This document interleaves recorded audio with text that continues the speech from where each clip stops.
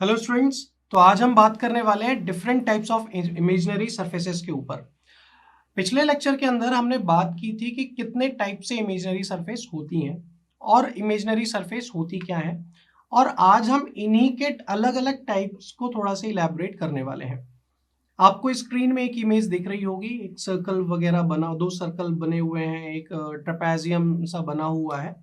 तो ये कुछ इमेजिनरी सरफेस हैं जिनके ऊपर हमें बात करनी है। सबसे पहले मैं बात करूंगा रनवे की। रनवे बेसिकली एक डार्क डार्क उसमें बोल्ड में दिख रहा होगा ब्लैक कलर की एक नैरो सी स्ट्रिप है जिसके अंदर अपना एयरक्राफ्ट मूव करता है। ठीक है। अब हमें भी इतनी नॉलेज है, एक हमें और आपको, कि एयरक्राफ्ट जो होता है या तो लैंड करता है या फिर टेक ऑफ करता है। तो उसी के रेफरेंस में जब मैं बात करता हूं अपने पहले टाइप की, वो है अप्रोच सरफेस। तो अप्रोच सरफेस भी इमेजिनरी सरफेस के अंदर एक तरीके से आपकी इमेजिनरी सरफेस है, जो कि शेप के अगर कंपैरिजन में मैं बात करूं तो ये थोड़ी सी ट्रेपेजॉइडल होती है, रनवे के सेंटर लाइन से एक्सटेंड होती है और लॉन्गिट्यूडनली सेंटर्ड होती है। अगर मैं बात करूं जब मैं रनवे के नियर अबाउट रहूंगा, तो जब उसकी बिगिनिंग होती है, तो बिगिनिंग से जब ये स्टार्ट होती है और ये एक पर्टिकुलर अपग्रेड आता है, इसके अंदर एक मतलब एलिवेशन आता है, हिंदी में अगर मैं बात करूं तो एक चढ़ाई नुमा एक शेप बनता है, और आगे जाते जाते इसका जो शेप होता है वो थोड़ा सा डाइवर्ज हो जाता है। ये रनवे के दोनों एंड पे अप्लाई होते हैं। तो कुल मिला के अप्रोच सरफेस कौन सी, जहां पे आपका एयरक्राफ्ट को एक वे मिलेगा, एक पाथ मिलता है, वो चाहे वो लैंडिंग के लिए हो या फिर रनवे से टेक ऑफ करने के टाइम पे हो। तो एक ये हमारी इमेजिनरी सरफेस होती है। अगर मैं इसी के कंपैरिजन में इसके ऑपोजिट में बात करूं, तो आती है हमारी क्या, टेक ऑफ क्लाइंब सरफेस। जैसी हमारी अप्रोच सरफेस थी, सेम हमारी टेक ऑफ क्लाइंब सरफेस है। हमने इसको दोनों को इसलिए हमने अलग अलग शो किया है ताकि हमें समझ में आ सके कि एक लैंडिंग के लिए और एक टेक ऑफ के लिए। नाम से भी जैसा कि अपने को समझ में आ रहा है, जिस तरीके से स्पेसिफिकेशन अप्रोच सरफेस की थी सेम एज टेक ऑफ की थी, बट दोनों के नाम से समझ में आ रहा है कि इनके फंक्शन क्या क्या है, एक टेक ऑफ के लिए और एक लैंडिंग के लिए, जो कि दोनों चीजें वाइस वर्स हो सकती हैं, अलग अलग अवेलेबिलिटी या फिर डायरेक्शन ऑफ एयरक्राफ्ट के लैंडिंग या टेक ऑफ के ऊपर। ये भी सेंटर्ड होती है, लॉन्गिट्यूडनली सेंटर्ड होती है रनवे के कंपैरिजन में। आगे चल के एक अपग्रेड आता है इसके अंदर, और आगे जाके ये डाइवर्ट हो जाती है, एक्सटेंड हो जाती है रनवे से, जैसे ही थोड़ी सी एक्सट्रीमिटी में जाती है जाते जाते। तो ये आपका एक अप्रोच सरफेस हो गई, इमेजिनरी सरफेस, और एक टेक ऑफ क्लिम सरफेस हो गई। उसके बाद रनवे से जस्ट लगा हुआ आपको एक और इमेजिनरी सरफेस दिख रहा होगा जिसका नाम है ट्रांजिशनल सरफेस।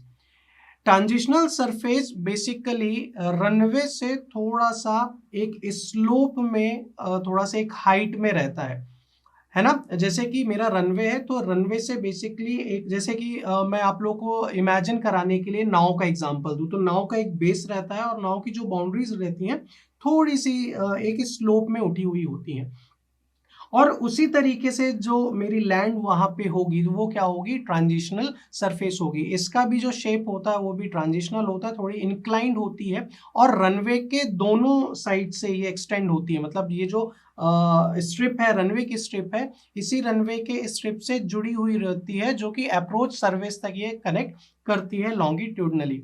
अच्छा, जैसे जैसे ये आउटवर्ड जाती रहती है, ऑब्वियस सी बात है, अभी हमने बात की स्लोप है तो अपवर्ड जाएगी।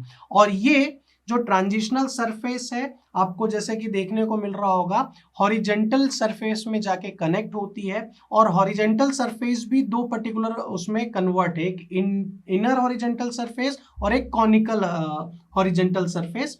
कॉनिकल हॉरिजेंटल सरफेस को हम फर्दर आगे हम आउटर हॉरिजेंटल सरफेस के नाम से भी जानते हैं। तो आइए चलिए बात करते हैं ट्रांजिशनल के बाद हम हॉरिजेंटल सरफेस की। तो जैसे ही ट्रांजिशनल सरफेस से मैं जब आगे बढ़ता हूं तो मेरी हॉरिजेंटल सरफेस आती है। अब यहाँ पे पूरी की पूरी सरफेस जो है मेरी वो क्या है, हॉरिजेंटल है। अब ये जो हॉरिजेंटल सरफेस है, ये इसके अगर मैं शेप की बात करूं तो ये शेप जो इसका है वो थोड़ा सा वो मतलब एक सर्कुलर एज के फॉर्म में होता है, मतलब सर्कुलर होता है कुल मिला के। जो इसकी आउटर सरफेस होती है, जो कि कॉनिकल सरफेस या फिर आउटर सरफेस के लोअर पार्ट में होती है। जैसा कि हमने बोला कि जो इसका शेप होएगा इनर हॉरिजेंटल सरफेस का, जरूरी नहीं है कि सर्कुलर हो, बट सर्कुलर होता है। अच्छा, इसको मेजर करने का जो रेफरेंस पॉइंट होता है वो या तो एयरपोर्ट का रेफरेंस पॉइंट हो सकता है या फिर कोई हम पॉइंट्स को स्टेबलाइज करते हैं at the time of surveying. तो ये आपका एक हॉरिजेंटल सरफेस हो गया।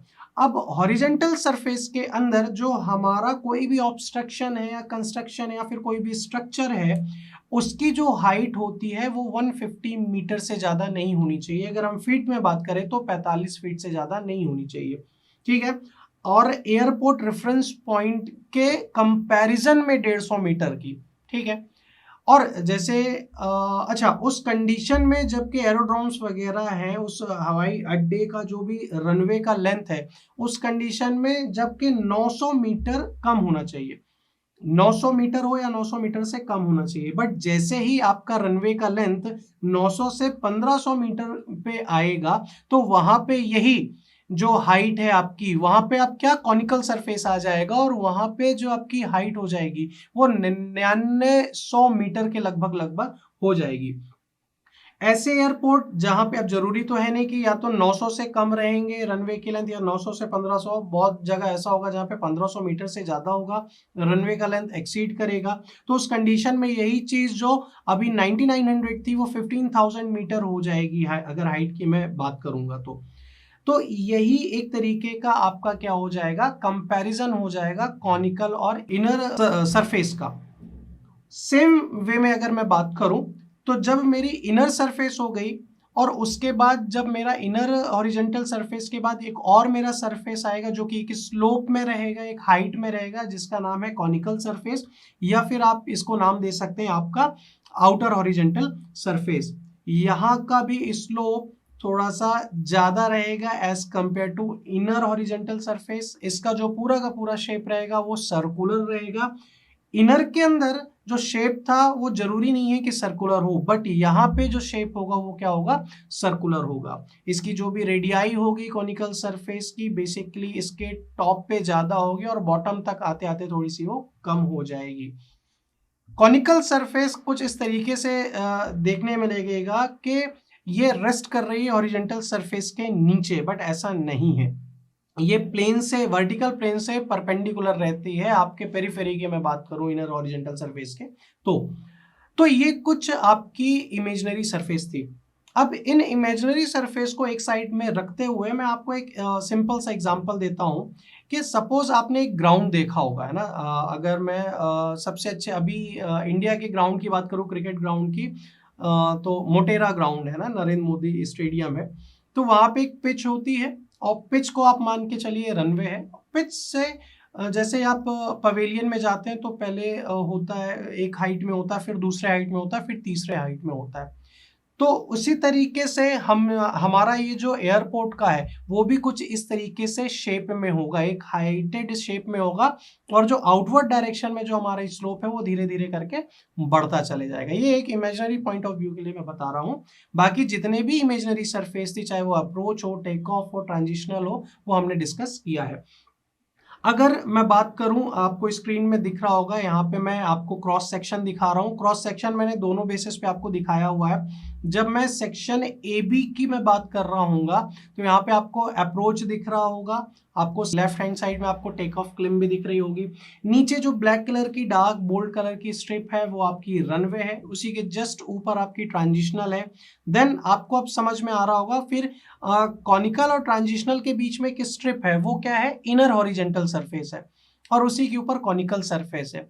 ये थोड़ा सा इमेजिन करना, ये डायग्राम आपको थोड़ा सा समझने में हेल्प कर रहा होगा। ये तो ए बी सेक्शन से था, बट जब आप नीचे वाली इमेज को देखेंगे तो ये सी डी सेक्शन से है। सी डी सेक्शन के अंदर आपको रनवे सामने से दिखता हुआ नजर आ रहा होगा, यहाँ पे आपको अप्रोच दिख रहा होगा, बट पीछे का टेक ऑफ क्लिम नहीं दिख सकता है यहाँ पे, है ना। और यहाँ पे भी आप देखेंगे थोड़ा सा डाइवर्जेंट है, और उसके सबसे नीचे लैंडिंग स्ट्रिप के जस्ट ऊपर आपको वी शेप में ट्रांजिशनल सरफेस दिख रही होगी, जैसा कि हमने बात की सभी का अलग अलग स्लोप होता है, 1:7 होता है, एक का 1:20 होता है, जैसे जैसे ऊपर चलते रहते हैं।